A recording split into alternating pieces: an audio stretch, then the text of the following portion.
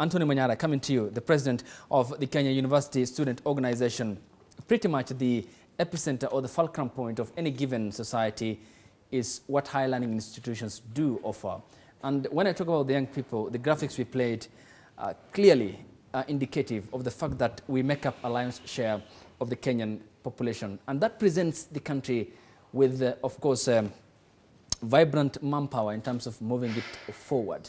How do we help the government in rolling out these strategies of wanting to contain the pandemic? And do you feel you have been part and parcel of the process that often where young people are needed, and how will you put that energy into use?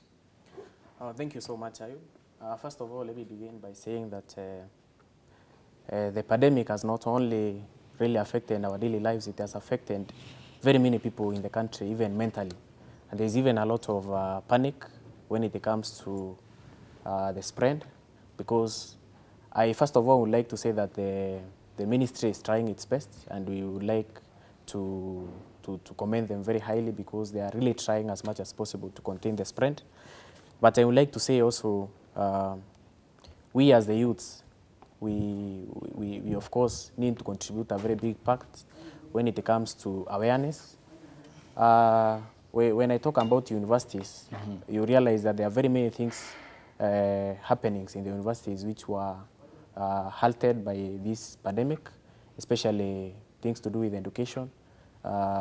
It doesn't happen like it was before, but University of Nairobi, for instance, has started the online classes, and it's happening very well. In fact, the students that were supposed to graduate will still graduate the same time. And we also would like to say even other universities should emulate University of Nairobi in what they are doing. But just looking at the greater scale as youths, we have a very big, it's our responsibility to create awareness, to help the public also contain this spread. You might see the government trying as hard as possible to contain the spread, but they cannot seal all the holes, or rather they cannot be able to contain the spread effectively without the input of young people who are a greater percentage of the country. And when I talk about that, I say that coming from the universities, which I speak about, or rather which I speak of, you realize that we have medical students, we have veterinary students. We would like to call upon the government also to take charge and to see how the universities can contribute in the fight against this spread. If I just take you back again, Ayub, you realize that the corona pandemic, or rather COVID-19, it was detected early, it was detected in late December, and we took so long to prepare.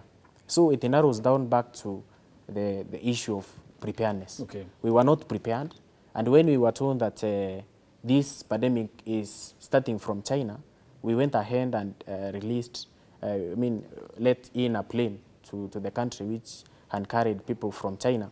So at the end of the day, we realize that the problem narrows back to the government. Okay. Yeah. So if the government did that error and they realize that they are not prepared, then we should call upon the government to look at 2 months from now, what will happen? Will there be food for people? Will there be medication? Just look at the numbers that you have just shown us right today. There are, I think, around 4,000 tests. Are those enough? We have a population of more than 40 million. It's around 47 million. If you say that you have tested 4,000 people, what percentage is that? So at the end of the day, there are the very many people who are not tested. You realize that the virus is almost all over. And I've just watched the senator of Vihiga saying that he has stayed in quarantine for 14 days, and he has realized that he is negative. You cannot realize you are negative when you're not tested. And he tested, and he said he was not tested. You know, very clear about it. Okay. At the end of the day, you realize, if you look down to history, there's a person who was called Typhoid Mary, but her real name is Mary Malone, but she was referred as Typhoid Mary because she was an asymptomatic carrier. When you're an asymptomatic carrier, that means you carry a disease for a very long time, you spread it, and at the end of the day, she contracted it to 51 people who were, of course, tested and tested positive. But how about those people who are not tested? There are very many people. So at the end of the day, you may realize that there are many people who have the virus, but they cannot be detected because we have no capacity to Okay. test everyone. Yeah. All right.